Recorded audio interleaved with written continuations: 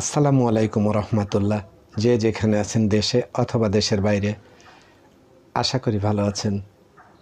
আমি মির্জা তারিকুল ইসলাম আছি আপনাদের সাথে আর একটা নতুন নিউজটিতে যাওয়ার আগে আমার অনুরোধ, আপনি যদি এই চ্যানেলে প্রথম হয়ে থাকেন, চ্যানেলটিকে সাবস্ক্রাইব করে বেল বাটনটি অন করে দিয়ে আমাদের সাথে থাকবেন। ভিউয়ার্স, নির্বাচন ও নির্বাচন সংক্রান্ত নিউজগুলো আমরা সবার আগে আপনাদের সামনে তুলে আনি। জাতীয় নির্বাচনের সম্পর্কে মাননীয় প্রধান উপদেষ্টা ডক্টর মোহাম্মদ ইউনূস একটা বিবৃতি দিয়েছেন। সেই নিউজটি আপনাদের সামনে আমরা তুলে আনব। চলুন নিউজটিতে যাই। কি লিখেছে এই নিউজটি, আগে আমরা সেটা শুনি।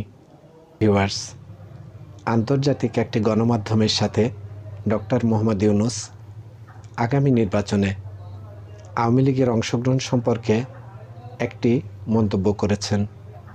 এই নিউজটি সেই মন্তব্যের উপর ভিত্তি করেই।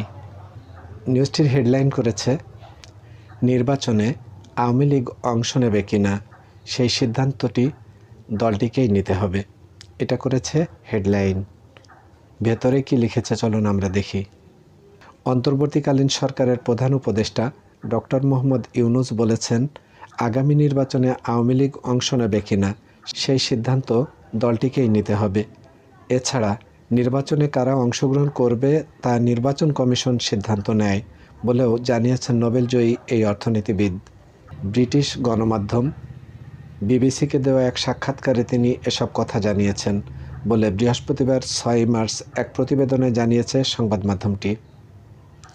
সংবাদমাধ্যমটি বলেছে, সাবেক প্রধানমন্ত্রী শেখ হাসিনাকে গত বছর ক্ষমতা থেকে সরিয়ে দেওয়ার পর নতুন সরকারের দায়িত্ব নিতে বলা হলে তিনি বিবিসিকে বলেন, আমার কোনো ধারণাও ছিল না যে আমি সরকারের নেতৃত্ব দেব।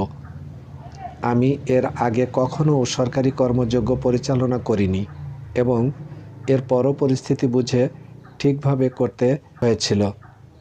নোবেল পুরস্কার বিজয়ী অর্থনীতিবিদ বলেন, একবার এটি স্থির হয়ে গেলে আমরা অন্যান্য কিছু জিনিস সংগঠিত করতে শুরু করি, যার মধ্যে আইন শৃঙ্খলা পুনরুদ্ধার করা এবং অর্থনীতি ঠিক করা দেশের জন্য অগ্রাধিকার ছিল।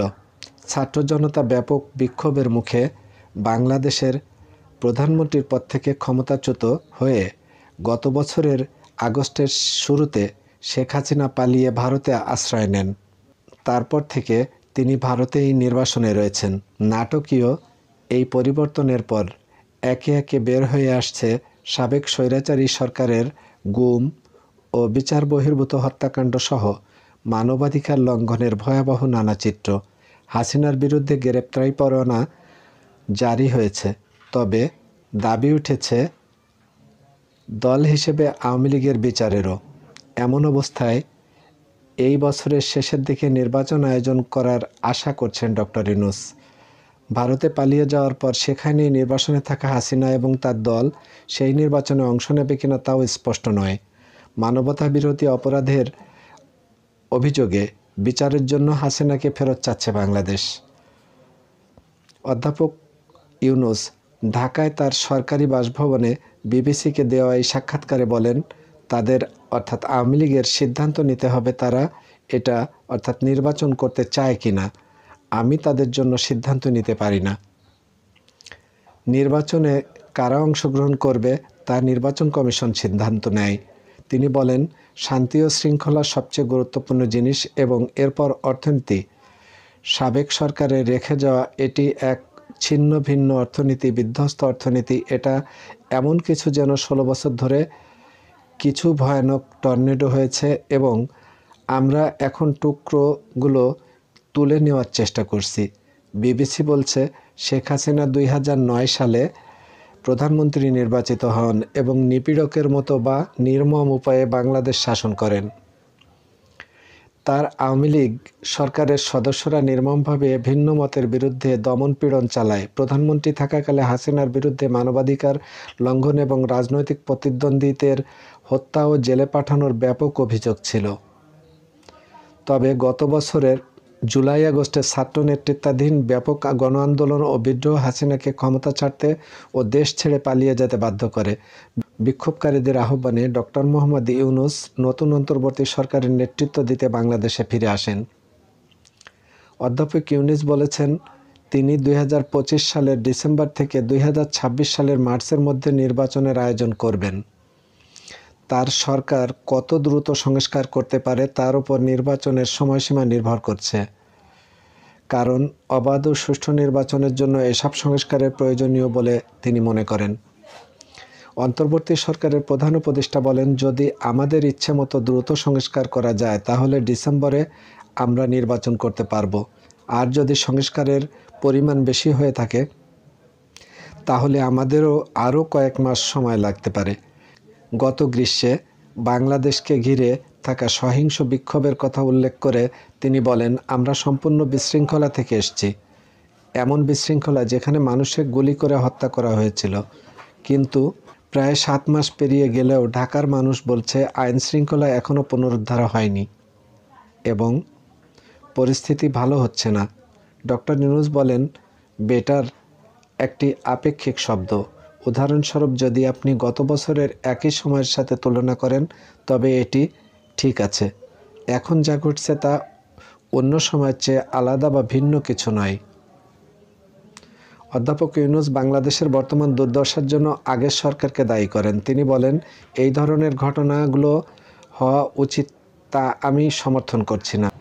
আমি বলছি যে আপনাকে বিবেচনা করতে হবে। আমরা কোনো আদর্শ দেশ বা আদর্শ শহর নই, আমরা হঠাৎ করে তৈরি করেছি।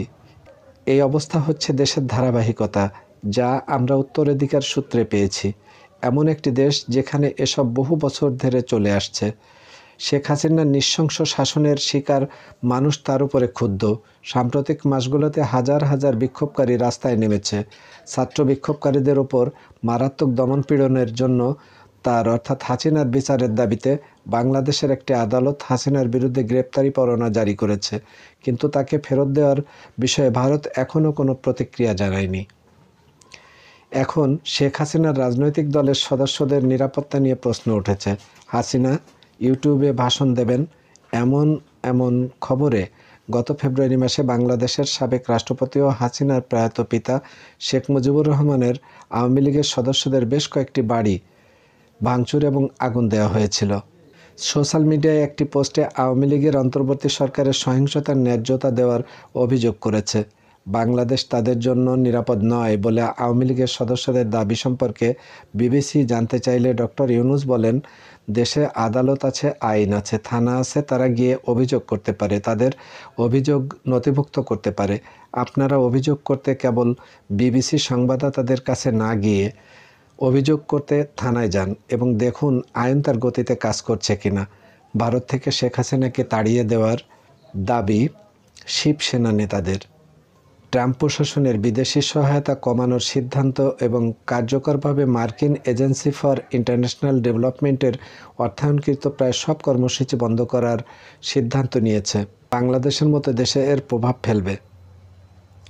ডক্টর ইউনূস বলেন, এটা তাদের সিদ্ধান্ত। তিনি বলেন, এটি ভালোই হয়েছে, কারণ তারা এমন কিছু করছে যা আমরাই করতে চেয়েছিলাম, যেমন দুর্নীতির বিরুদ্ধে লড়াই করা এবং এর মতো আরও জিনিস যা আমরা কখনোই ঠিকভাবে করতে পারিনি।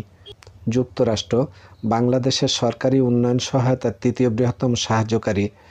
গত বছর যুক্তরাষ্ট্র বাংলাদেশকে 450 মিলিয়ন মার্কিন ডলারের বৈদেশিক সাহায্যের প্রতিশ্রুতি দিয়েছিল। কিভাবে এই ঘাটতি পূরণ করা হবে জানতে চাইলে অধ্যাপক ইউনূস বলেন, যখন এটা হবে আমরা তা পূরণ করব। ভিউয়ার্স, এই ছিল এই নিউজটি। এই নিউজটি প্রকাশ করেছে বাংলাদেশ জার্নাল। বাংলাদেশ জার্নালের থেকে সূত্র নিয়ে আমরা আপনাদের সামনে নিউজটি তুলে এনেছি।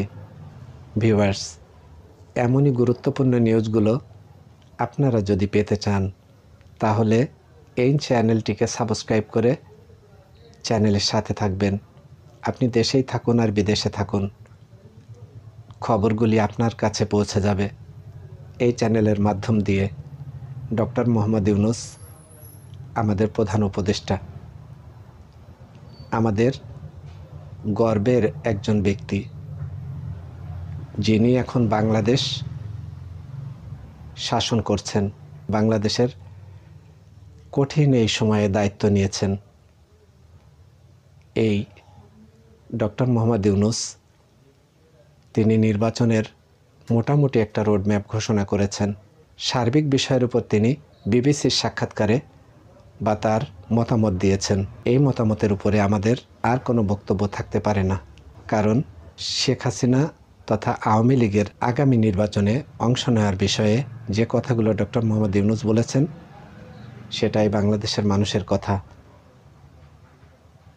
তাই আজ আর নয়, এই নিউজটিতে সাথে থাকার জন্য সবাইকে আমি আন্তরিক মোবারকবাদ জানাই এবং নির্বাচন সংক্রান্ত এমনি ধরনের নিউজগুলো পেতে আপনারা আমাদের সাথে থাকবেন, এটুকু আমাদের প্রত্যাশা। আমি মির্জা তারিকুল ইসলাম থাকবো আপনাদের সাথে। আপনারা যে যেখানে থাকেন ভালো থাকবেন, সবার শুভকামনা প্রত্যাশা।